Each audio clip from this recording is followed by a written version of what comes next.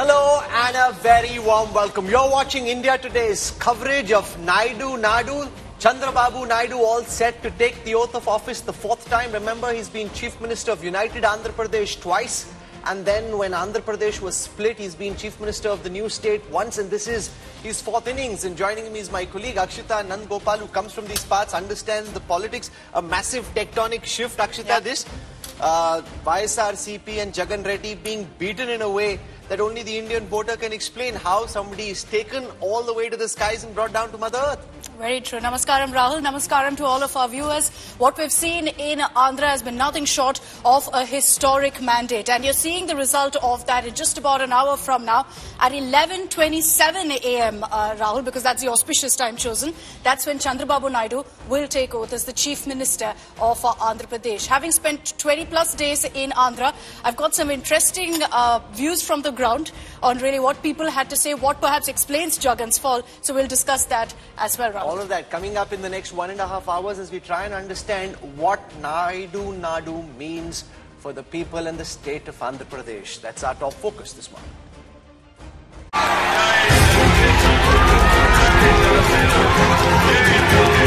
Namaskaram, Naidu Garu.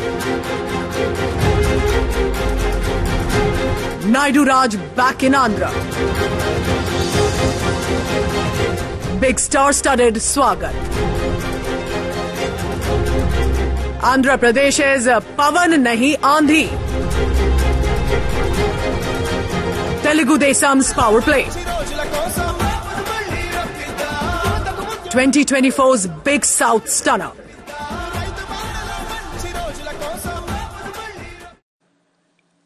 So two swearing-ins happening today. You've got the swearing-in first in Andhra Pradesh, and then you've got the swearing-in in Odisha. And remember, this is the first time the BJP has come to power on its own in Odisha. We'll track them both for you.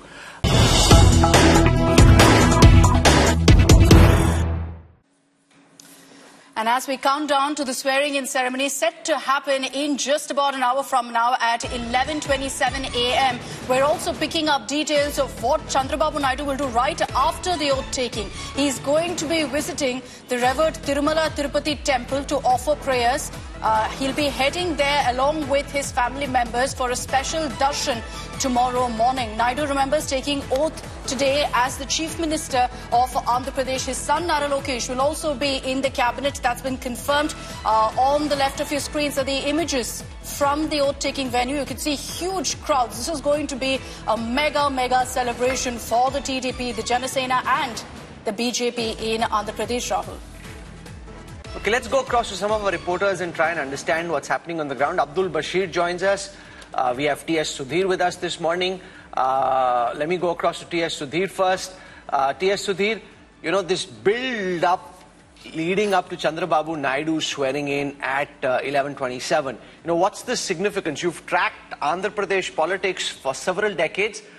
T.S. Sudhir, your sense of the significance of this moment, the fourth time Chandrababu Naidu gets set in very different circumstances from the last time, getting set to be Chief Minister of Andhra Pradesh once again, Sudhir. Absolutely, Rahul. In fact, I would say that Naidu 4.0 is going to be very different from the previous three innings of Chandrababu Naidu. In fact, the kind of mandate that he has got this time is even more than the mandate his father-in-law N T Ramarao received in 1994. So in that sense, it's a huge responsibility on Naidu, who could be expected to pass on the baton to his son Nara Lokesh sometime during this term. I mean, that's the expectation of many in the TDP itself. But yes, given the kind of mandate that he has got and given the kind of grubbing that he got in 2019, Naidu would have realized one thing, that the people of Andhra Pradesh, the residuary state of Andhra Pradesh, are a very impatient lot. They want results on the ground, and when they don't get the results, they can dump any government by an overwhelming majority. So that puts a huge responsibility. Also, the fact that though it is called NDA government in Andhra Pradesh, a double engine ki sarkar at the center and in Amravati, the fact of the matter is that unlike in Delhi, where the BJP does need its allies, Chandrababu Naidu has a clear majority on his own. No, but let me pause you to ask two questions. One, you're saying that there may be a transition somewhere during the term from Chandrababu Naidu to Nara Lokesh, but that never happens. You know, they say this like it was said, and you stay in Hyderabad, it was said for the longest time that KCR will hand over the baton at some point in time to KTR. Once the father gets ensconced on the high chair, he very rarely makes way for his progeny. It's rarely happened in Indian politics. While the father is still around, if he becomes chief minister, he usually doesn't give up. So what makes you think Naidu could be different? Well, the difference between Telangana, the BRS and the TDP is that within the BRS family, there were some other claimants also.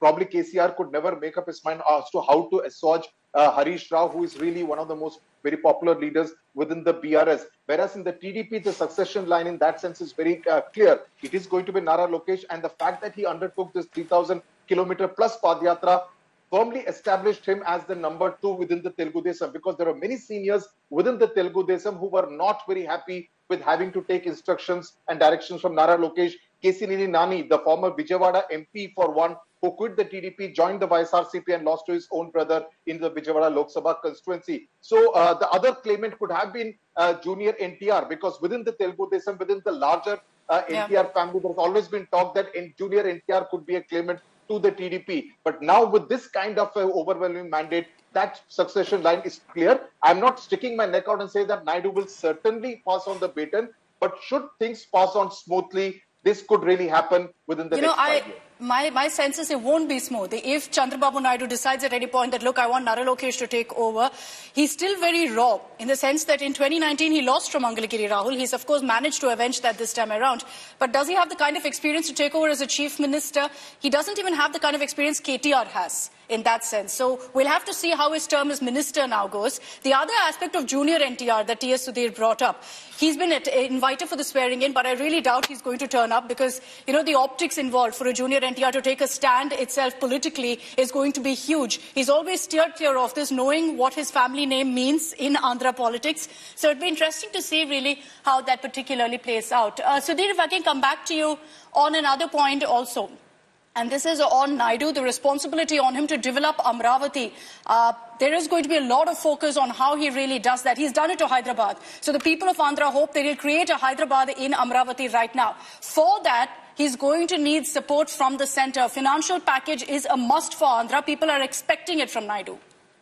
Absolutely. But I think there are two sides to this. While, of course, a lot of focus is on Amravati, given the fact that 10 years after bifurcation, Andhra Pradesh still does not have a definite capital. There has been a whole lot of confusion between Amravati and the three capitals project of Jagan Mohan Reddy. And over the last 5 years, Amravati has been reduced to pretty much of a ghost town. So he has to kind of bring back life into Amravati, literally speaking. And as I speak, there are a whole lot of bulldozers, etc., having started work in Amravati all over again. But again, Chandrababu Naidu should not make the mistake that he made with Hyderabad when he was Chief Minister of United Andhra Pradesh, of putting all his eggs in the Amravati basket. He needs to decentralize, look at Visakhapatnam as an IT and financial capital, Anantapur in the Rayalaseema region as more of a manufacturing hub, a place like Kakinada to develop industries like aquaculture. So he needs to kind of diversify and decentralize and not make everything into Amravati, because that will again kind of lead to people feeling resentful in Rayalaseema or in the north coastal Andhra region. So that's something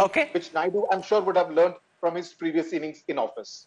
So joining us also on this broadcast is Kingshuk Nag, author, political analyst, somebody who's seen the politics of Andhra Pradesh very closely, understands the mind of Chandrababu Naidu. We've got Dr. Sandeep Shastri joining us as well, National Coordinator at Lokniti Network. And I have my colleague Abdul Bashir joining us. He's tracking this swearing-in ceremony.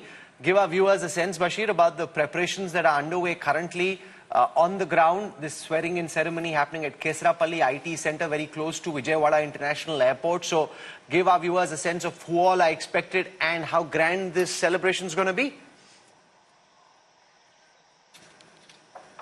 Well, absolutely. Today is a grand day, a grand event for Andhra Pradesh. IT Park Kesrapalli had fully been decked up. The whole district has been decked up with posters and banners where the designated Chief Minister Nara Chandrababu Naidu is set to take over with less than 2 hours. Several celebrities to political personalities have been invited. Mainly Prime Minister Narendra Modi will be here, Amit Shah, Union Home Minister Amit Shah, Chief Ministers from different states are also invited. Who will turn up will be known known in a short while from now. Now here, the celeb personalities, as we see, Chiranjeevi, who is a brother to Pawan Kalyan, will also be present here. Several other celebrities, including Junior NTR, Rajnikant, Allu Arjun, everybody have been invited. In a few minutes now, everybody will start coming into this swearing-in ceremony, where we'll get to know how many of the celebs are present. So this is a big day with It 25 adds an interesting dimension, Akshata, to the whole swearing-in. All these Telugu superstars coming in their pomp and glory. And politics and Telugu cinema so closely linked. You can't separate the two. There are two families that dominate Tollywood, and both of them have a presence in politics. The NTR family, and of course, Naidu's wife is Nara Bhuvaneshwari, the daughter of NTR, Junior NTR, one of the biggest superstars in Tollywood. The Konidela family, Pawan Kalyan is Chiranjeevi's brother. So both families are so actively involved, both on the winning side also this time. So they have a whole lot to celebrate. The question is, who really turns up now? Chiranjeevi Ramcharan will be there. The others, they'll kind of be, on the fence on this one, including Allu Arjun, who campaigned for a YSRCP candidate this time. King Shuknag, how is Chandrababu Naidu 4.0 likely to be different from the first avatar we saw when there was United Andhra Pradesh, and the second avatar when he'd just taken over a fledgling state? How do you sense Chandrababu Naidu operate this time? Chandrababu Naidu was very, very upset when Telangana became a reality. And he is seen as the creator of Hyderabad, modernizing Hyderabad, and he wanted to create another model city. So he chose on a greenfield place called Amravati and wanted to develop Amravati. And whereas he had depended on investments from Western Europe and America for Hyderabad, he wanted to develop it on Eastern countries, Singapore, Japan, etc. And the fact that Amravati was a Buddhist center, he wanted to capitalize on that, so to appeal to people from Japan, etc. Unfortunately, there were some problems and he lost the election, because from the very beginning, his opponent, that is Mr. Reddy, Jagan, was looking at somewhere else. So that is what, he got stymied in his journey, and therefore that is, so now he's going to put all eggs and try to develop Amravati. No, but he's also, I think, spoken a lot about Visakhapatnam, knowing full well that if you look at how Visakhapatnam is voted, they've given a mandate to the TDP. Of the 15 assembly segments, about 8 have gone to the TDP there, which is why even yesterday, while speaking about the capital issue, Rahul, you had Naidu very clearly saying that, yes, we're going to make Amravati the capital, but we will put our focus on Visakhapatnam. We'll ensure it's the commercial capital. So you travelled to Amravati. I saw some of your reports. Barren land. Absolutely. Suddenly land prices skyrocketing. Amravati, in some senses, the new Ayodhya. If you've got some land there, you've made a killing already. So now, did you buy some land there, Akshita? I wish I could, because it's absolutely beautiful. There's no doubt about that. I most definitely can't afford it, Rahul, because you're right. It's all skyrocketed. But it is essentially a ghost town. You've got half-developed, half-baked roads with no signals. Street lights are there, completely empty. There's a makeshift secretariat. There's a makeshift high court. Apartment buildings that have come up and then left as it was, because when Jagan came over, he hit pause completely. So Naidu has to hit the ground running as far as Amravati goes, and he needs money for it. But King Shuknak, it takes forever to build a new city. I was in Naya Raipur during the elections, and they've been at it, and Naya Raipur is bang next to Raipur city, and they've been trying to build Naya Raipur as the capital of Chhattisgarh, and it just takes years, going into decades. How long do you see, even if Chandrababu Naidu gives it his best shot, how long do you see it take before Amravati starts taking shape in some real form? But I'm sure that he can make an effect, because Mr. Naidu is very determined, and therefore within 5 years, I think it should come up in a big way. He's chosen a barren green land, so basically there's only land there, and the river is next to it, the river Krishna. So basically he can develop it fast, especially if he gets some investments from Japan, Singapore, etc. He can develop it very fast, I think. Yeah. And he's also racing against himself, because he built Hyderabad, he wants to build Amravati and make a name for himself. Don't forget that Mr. Naidu thinks he's a big man. he can also No, be... he's got a tag of being development king. He's referred to as the CEO, CM. So the Andhra people feel if anyone can do it, it is Chandrababu Naidu. On your screens are images of Naidu's convoy currently moving through Vijayawada. You have to pass through the Prakasam Barrage and then you make it over to Amravati. The original plan of the swearing in, Rahul, was to have it in Amravati because Naidu wanted to send out that message that, look, this is the heart of Andhra. Unfortunately, they've had to shift it over to Gannavaram, which is closer to the airport. I suspect it's because of all of the VIP movement also involved in this swearing-in ceremony. Let's go across now to Dr. Sandeep Shastri. Dr. Shastri, you track the politics of Andhra Pradesh closely.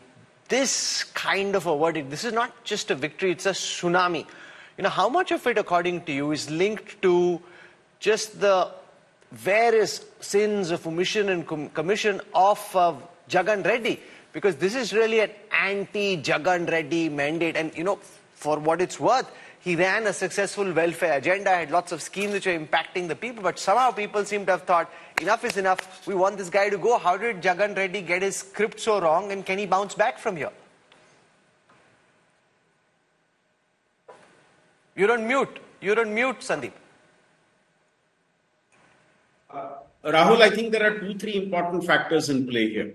One, of course, the anti-incumbency in spite of the welfare schemes that Mr. Jagan introduced, and that's largely because of the style of governance that you see him following. A second factor which we need to keep in mind is the social coalition that the BJP was able to come up with, which I think was a very important factor for them. Let's also remember, Rahul, that around 29 years ago, Mr. Naidu first took oath as Chief Minister. And now, after 29 years, he comes back. And it's important to remember that this victory of the TDP alone is, in terms of margin of seats, the biggest victory they have won since 1995. They have got 3/4 of the seats. That is the TDP alone, which is around 77% of the seats. Last time, they got just 58% of the seats. So it's not just the alliance that has done very well. It is the TDP as a party which has also done exceedingly well in the election, and a lot of that would need to go to the chief minister who is coming in for his efforts of building this coalition, taking everybody with him, and striking the right chord with the people, especially in his criticism of the YSR government. And it's very interesting. He's taking everybody with him as he takes it forward. He is bringing both the alliance partners in, I think, which is a very welcome move. And his focus in this alliance, even at the national level, is on benefits to Andhra, which we have seen, and not so much about what they get in the union cabinet. That, I think, is clearly the TDP's... You know what? If you look at the cabinet composition also, Rahul, the list was out early this morning, and you get a sense that Naidu has learned from his mistakes of what he did in the previous election, where there was a sense that he only caters to one vote bank, which is the Kamma vote bank. If you look at the cabinet composition today, it looks very different. There are regions that are being represented. I'm talking about Rayalaseema, Coastal Andhra, all of that that's found a place. You've got 3 women leaders who are part of the cabinet. You've got people from different communities also who've been brought in. Because don't forget that this election, what's been very interesting to see is even how the Reddys, for example, who are usually with Jagan Mohan Reddy, they've also been cut across. There are many of them who switched over to the TDP. And Chandrababu Naidu, I think, realizes that this time the mandate is very different. It's not just limited to one particular vote bank. And the power behind the throne in all of this is Pawan Kalyan. T.S. Sudhir, I had an opportunity to chat with him and his wife at Rashtrapati Bhavan. And, you know, the Prime Minister's comment, ki Pawan nahi aandhi hai, that went viral all across Andhra Pradesh.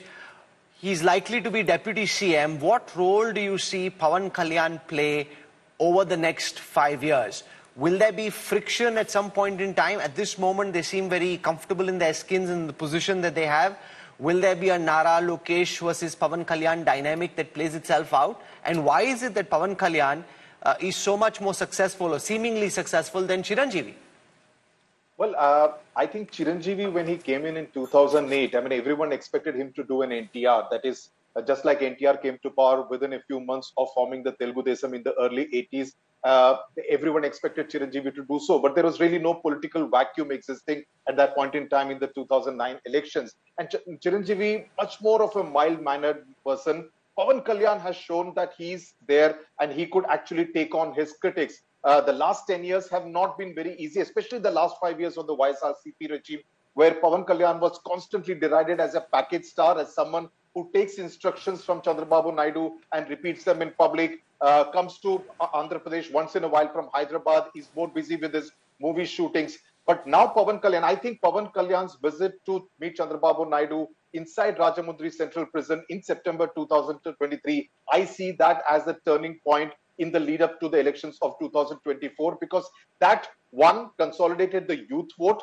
firmly in favor of the alliance. It also showed that Pawan Kalyan is someone who is willing to take on even the BJP, because the BJP leadership at that point in time was in no mood to ally with Chandrababu Naidu. So even though he was part of the NDA and had participated in an NDA meeting, he said that I am going to ally with the TDP and contest the elections along with Chandrababu Naidu. So that, according to me, was the turning point, because that make no mistake, till the time Chandrababu Naidu was sent to jail, Akshita, it seemed that YSRCP and Jagan Reddy were far ahead in the electoral race. And suddenly, he gets arrested, sympathy starts to build, and that's where the tide starts to turn. Very true. And even when he was in jail, Sudhir mentions about how Pawan Kalyan was there, extended support. Pawan Kalyan then, at that point, came outside the jail, and that's where he announced the TDP and Janasena's alliance. You had Nara Lokesh also emerging at that particular point, because he was leading the campaign then. Naidu's wife, Nara Bhuvaneshwari, the fact that she stepped out of the shadows to come to the forefront and fight for Naidu's release, all of that played on the mind of the voter, because they believed that, look, the TDP is pushed to a corner and they're having to fight. And then that anti-incumbency kind of seeped in. Let's take a look at this report, which captures how the tide in Andhra Pradesh really started to turn when Jagan Reddy made the folly of arresting his arch nemesis, Chandrababu Naidu.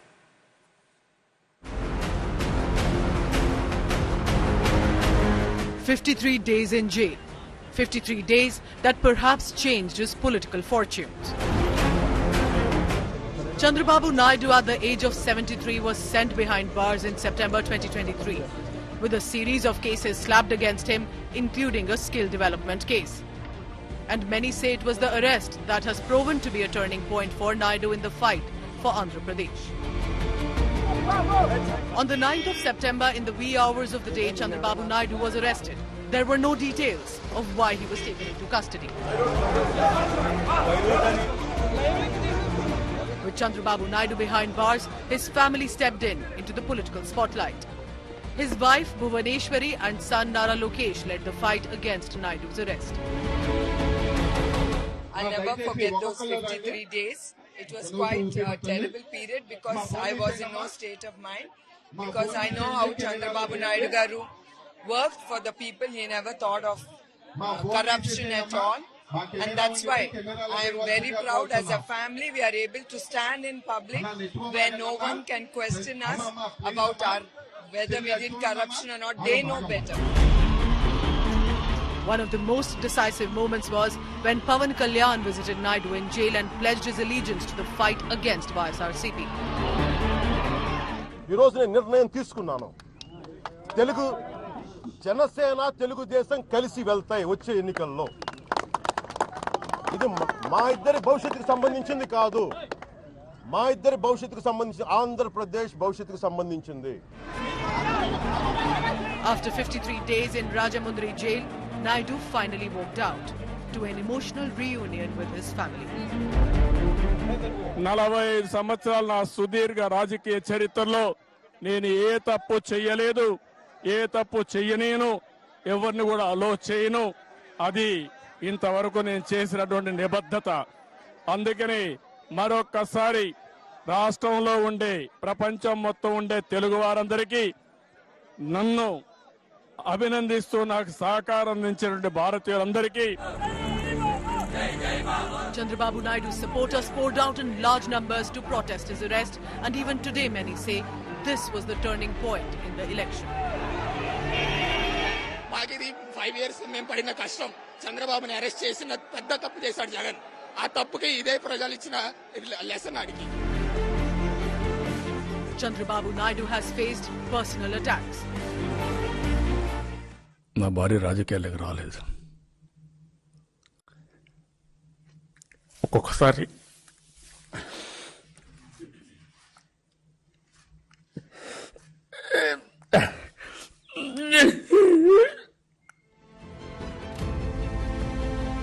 He has been to jail. And after a 5-year-long struggle to stay relevant, Chandrababu Naidu makes a comeback, and how? Bureau Report, India Today. So 53 days that Chandrababu Naidu spent in jail in 2023 perhaps was the turning point and has led to him today taking oath as the Chief Minister of Andhra Pradesh. I want to take in now Apurva Jayachandran. She's joining us live from outside the oath-taking venue. This is in Gannavaram in Vijayawada, which is close to where the airport is. Apurva, take it away. What do you see around you? All the VVIPs, we're told, have already arrived there. Well, that's right, Akshita. In fact, this is a very spot from where the swearing-in ceremony is all set to take place. As you can see, several arrangements have been made.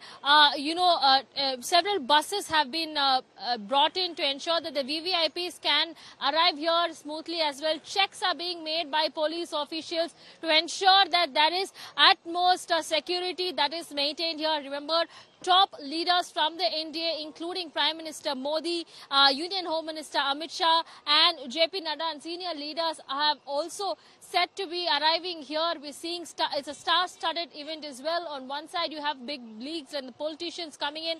On the other side, you have film stars like Chiranjeevi, Konidala, as well as Rajnikant, who will be arriving here with their families. So it's going to be a jam-packed event. 11:27 a.m. That's the Shubh Muhurat, as we call it.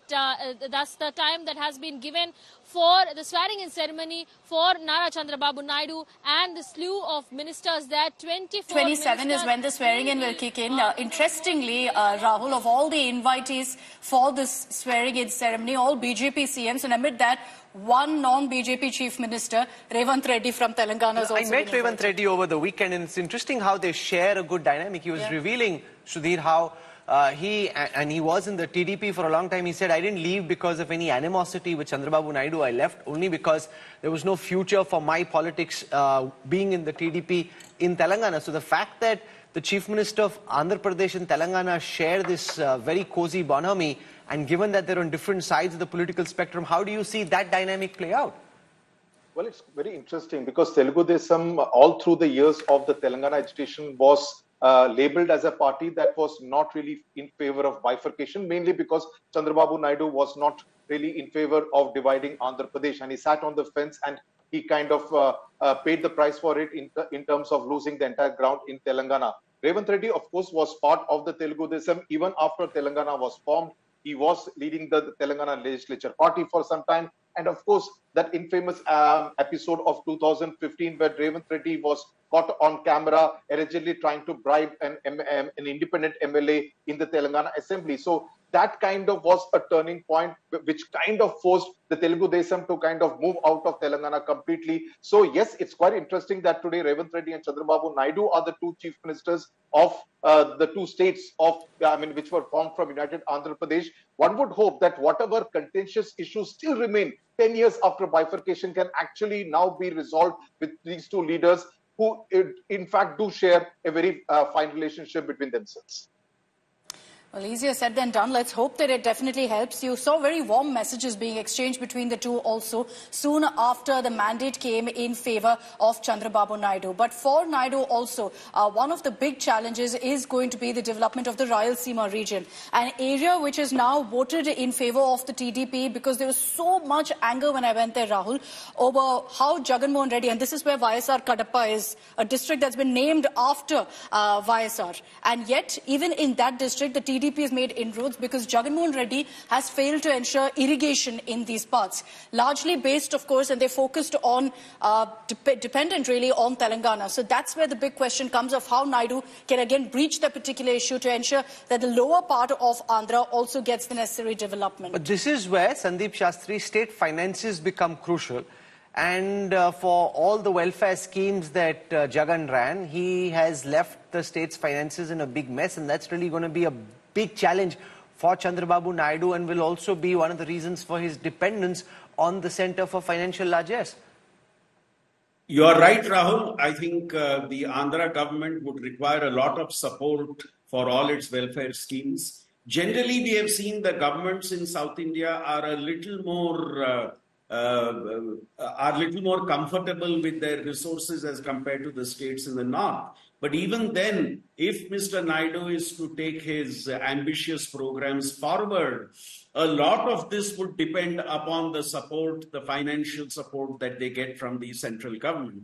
And I'm convinced that that is one of the key factors in this NDA alliance, that Chandrababu Naidu would get for Andhra Pradesh the financial support that he is looking for. And this time his focus has been that and not on getting key ministries at the center. He realizes that it's more important that he stabilizes his government in the state, and fulfill the promises he has made. And that can be done if there is access to resources. So that, I'm sure, is going to be a key dimension, the support which the center would give for Andhra for the various financial... King Shuknath, how do you see the dynamic between TDP and BJP play out? There are issues like the matter of reservation for Muslims, which Chandrababu Naidu has a very different approach to. The Prime Minister was so aggressive, saying that there's no way, while he's alive, that he'll allow reservation for Muslims.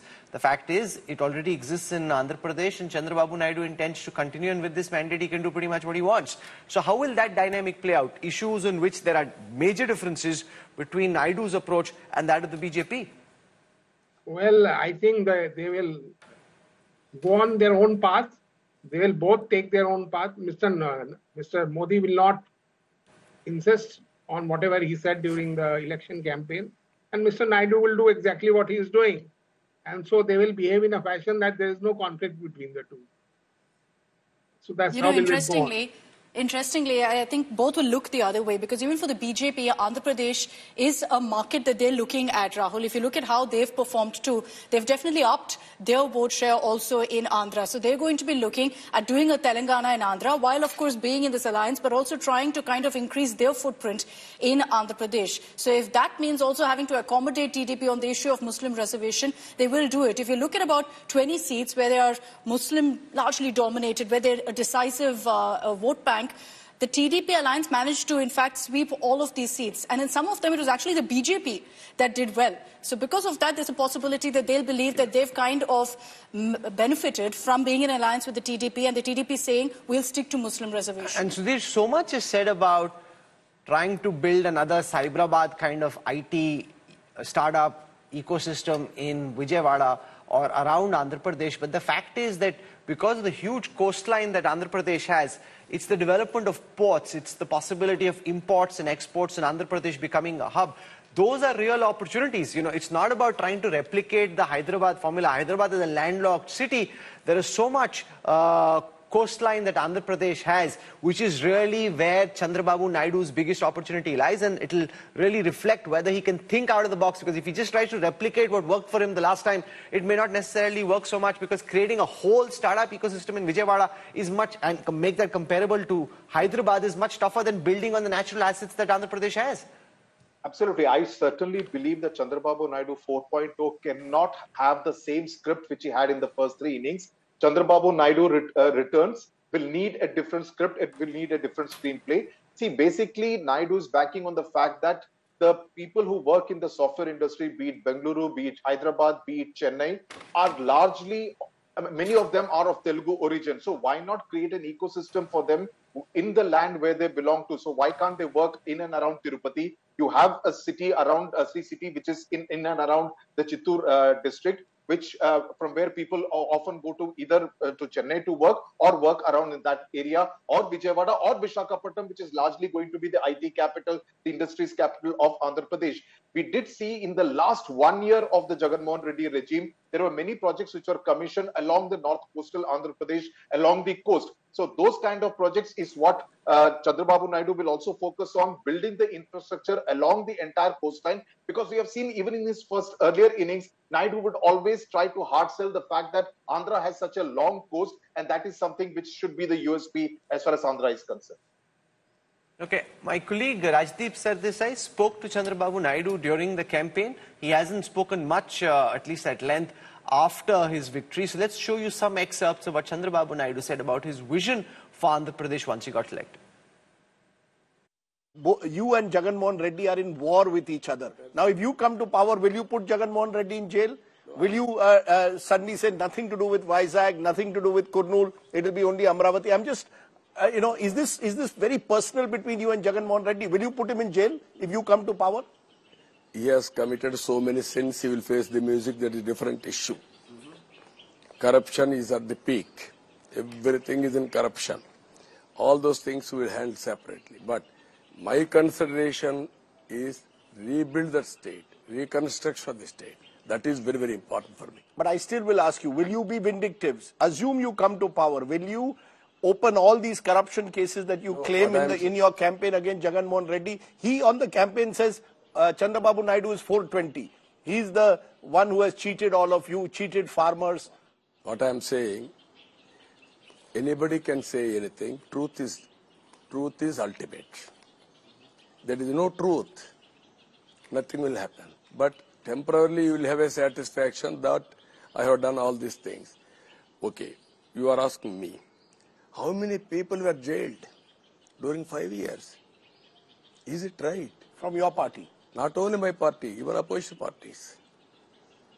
Yeah, how many cases they have booked, even civilians? How many people have committed suicides?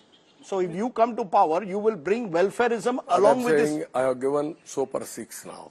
Super 6? Super 6. One is Mahashakti for women. Under that 4 programs. Every month I am going to give 1,500 rupees for them. Every month. Every family. Or every person of an individual. Second, 15,000 rupees for children for education. Unconditional. Third one is RTCBS free ride. Fourth is 3 gas cylinders. All the money they are going to save now. Every family I am going to give 10 lakh interest-free loan for economic empowerment. Use it. How to become lakh years, you plan it. Sir, but then Congress will say this is similar to their guarantee scheme. These are the same cash handouts that they are speaking about that Siddaramaiah is doing in Karnataka. No, what I am saying, I am doing differently. At the end, we are going to give leverage Government of India programs, state government programs, and also 10 lakhs interest-free loan. They can take that These loan. Are not freebies. These are not freebies. No, automatically. These are not cash handouts. Cash will give. But you are saying that you want to teach people how to fish. You will not just both give... What happens is synchronize. People should have satisfaction. We will hand over. This is where I am saying I am teaching the people now. He is giving 10 rupees. Jagan Reddy. I am going to give 15, 20 rupees by creating wealth and earning more revenue. He is giving by borrowing. That is not sustainable. Managing the finances of Andhra Pradesh, really one of the big challenges of Chandrababu Naidu, given how reckless Jagan Reddy was in the welfare schemes that he put out, just spending, building up debt, not worried about where extra resources would come in from, and in the end getting hammered at the elections, just winning 11 odd seats. He had, there was barely any money left, so much so that government employees for months together weren't being given their salary so that these welfare schemes could actually be funded. One of the big factors that worked against Jagan. On the other side of a very short break, we'll be getting you all the images coming in from the swearing in on your screens. Nara Lokesh has just turned up there. He is someone to watch out for. There's no doubt about that in Andhra politics. We'll be feeling very, very happy with his performance, Rahul, in Mangalagiri as well, because he's finally managed to actually live up to his father's reputation. Oh, absolutely. And Chandrababu Naidu being in jail gave him the opportunity to emerge as a leader in his own right. Before that, his acceptance was much lesser than it became after Chandrababu Naidu ended up in jail. So everybody saw him emerge bigger than he was previously. We want to go across now live to the Kesarapalli IT Center in Vijayawada. Abdul Bashir joins us over there. We're seeing these live images, massive German tents. You know, these German tents really are the new find of this election season. Earlier, there'd be ragtag bamboo poles with which rallies would happen. Now, all parties led by the BJP and then followed very quickly by the others, building out these huge German tents. From what I can see, there are at least 3 or 4 tents. It's a massive celebration. How many people, Bashir, are likely to come for this big swearing in? And if you're a Telugu with any connection with Andhra Pradesh politics, this is really the place to be this morning. Well, absolutely. As you mentioned, Rahul, there's a lot of crowd. We had to come, 1.5 kilometers away just to catch the network here. A lot of crowd, a lot of TDP, Janasena and BJP cadres. Yeah, Janasena had an history of having a lot of crowd in their rallies and road shows, and that seems here in this particular event, which is said to be a grand event for these parties. Now, the dignitaries whom we are talking about here, the stage setup, the chairs have been organized for Venkaiah Naidu, Nitin Gadkari, JP Nadda, especially Prime Minister Narendra Modi on first, and then Union Home Minister Amit Shah, JP Nadda, Eknath Shinde, NV Ramana, and everybody present, including Chiranjeevi, Rajnikant, Lata Rajnikant, Chirag Paswan, Anupriya Patel, Ramte Jadwani, Tamil Sai, Praful Patel, and Sharad. All the NDA leaders to Tollywood superstars are said to be present in this grand event. And not only we talk about the Tollywood leaders to the politicians, there are also businessmen who are said to be present here, including Gautam Adani is also said to have confirmed his arrival to Rakesh Adani as well. So this is a day not only for a state chief minister to take oath, but this is a day where Andhra Pradesh sees a day for development, beginning of development is what TDP cadres have to say. So this is said to be a big day, and it is less than half an hour. It's almost half an hour from now, 37 minutes.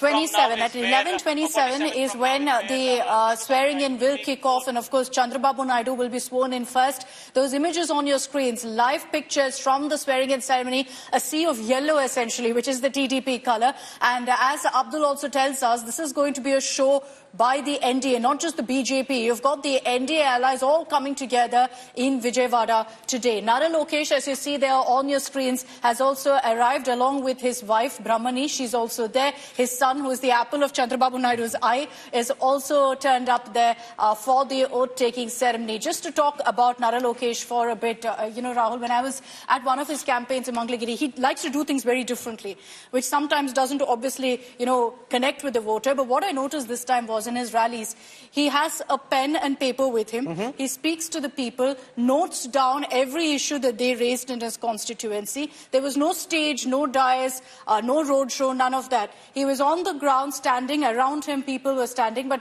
on your screens now, images of Chiranjeevi, Pawan Kalyan's brother. His brother has done what Chiranjeevi couldn't do so far, but he's there right next to Chirag Paswan. So interesting how all the allies are there. That's Suresh Gopi. That's Balaya. He's a superstar and a TDP MLA from Hindupur. Balakrishna. And there you have Rajnikant also.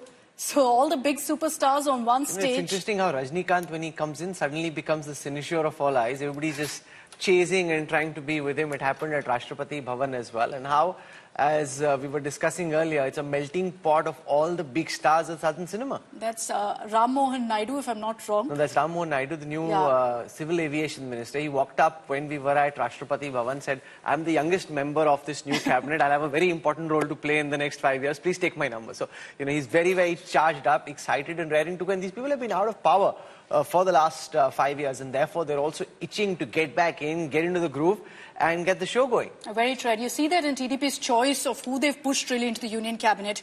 Young faces, not necessarily the veterans, young faces who've got a lot of zeal, who's got a lot of energy, whether it's Ram Mohan Naidu or, for that matter, Dr. Pemasani, who was the richest NDA candidate. And this is his first-time election. I saw a data intelligence unit graph which showed that suddenly the average assets of the union cabinet had skyrocketed, gone up almost 8x. And I said, how did this happen? It's one person who skewed it because he's got some 5,000 crores of assets. That also shows the nature of Telugu politics, where some of these people are just really, really rich. I mean, the kind of money there is frankly mind-boggling.